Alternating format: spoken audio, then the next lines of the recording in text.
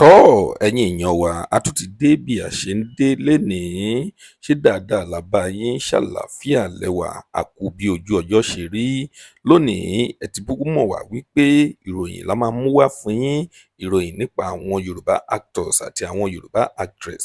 Tó bá jẹ́ ìgbà àkọ́kọ́ tí ẹ ń wo fídíò wa nìyí, ẹ jọ̀wọ́ ẹ tẹ subscribe button láti máa rí púpọ̀ lára àwọn fídíò wa wò. Ojú tí ẹ fi ń wò wá kò ní fọ́, etí tí ẹ fi ń gbọ́ wá kò ní di láṣẹ Èdùmàrè. Ọpẹ́ Ọmọ Ajíbóyè lórúkọ tèmi. Ẹ kú dédé wò yìí níbikíbi tí ẹ bá ti ń wò wá nílé lóko lẹ́yìn odi. Lónìí ìròyìn nípa arábìnrin tí ẹ ń wò lójú àwòrán yín yìí òun la mú wá fún yín. Ìyábọ̀ Òjó òun lorúkọ arábìnrin yìí. Arábìnrin yìí ló ti ń trend ní láti bí ọjọ́ mẹ́ta sẹ́yìn látìgbà tí wọ́n ti interview arábìnrin yìí. Ìyábọ̀ Òjó ni àmọ́ arábìnrin sí ìlúmọ̀ọ́ká ni arábìnrin tí ó jẹ́ wípé gbogbo èèyàn ló mọ̀ ọ́n. Ó tún ní ọmọbìnrin kan tí orúkọ rẹ̀ ń jẹ́ Priscilla tí wọ́n fi ń pe arábìnrin ní Queen Mother. Queen Mother ni àwọn èèyàn tún pe arábìnrin yìí o. Ṣùgbọ́n nǹkan tí a bá wá lénìí kọ́ nìyẹn. Ìròyìn nípa arábìnrin yìí Ìyábọ̀ Òjó òun la mú wá fún yín lénìí. Arákùnrin yìí ó ti fẹnu lé bí àwọn ọkùnrin wọ́n ṣe fi ipá bá a ní àjọṣepọ̀ ní ìgbà tí ó sì jẹ́ ọmọ kékeré.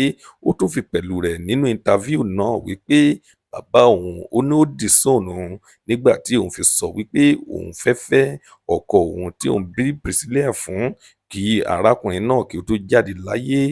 Ìyábọ̀ Òjó ó tún fi pẹ̀lú rẹ̀ nínú interview náà wípé ó ní bàbá òun ó ní ó jẹ́ ẹni tó jẹ́ wípé ó máa ń fa igbó, ó máa ń mu ọtí àmupara, ó ní ó tún máa ń ṣe àwọn oògùn olóró, ó tún máa ń mú àwọn oògùn olóró náà.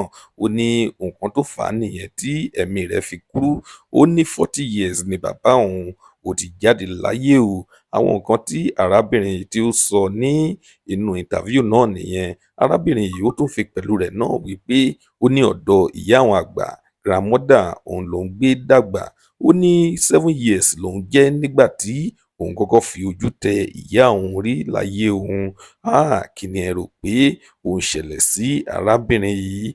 Arábìnrin sọ wípé ó ní òun fẹ́ ní ọkọ mọ́ o. Ó ní torí pé òun ò lè bímọ mọ́, òun ti wọ menopause pé òun ò lè bímọ mọ́. Ó ní òun kàn fẹ́ máa gbádùn ayé òun ni. Ẹ̀yin èèyàn wa, ìròyìn tí a mú wá fún yín lénìí nìyí nípa Ìyábọ̀ Òjó. Kí ni ẹ lérò? Nǹkan tí ẹ bá lérò ẹ tẹ̀ sí comment section ká lè sọ̀rọ̀ nípa rẹ̀.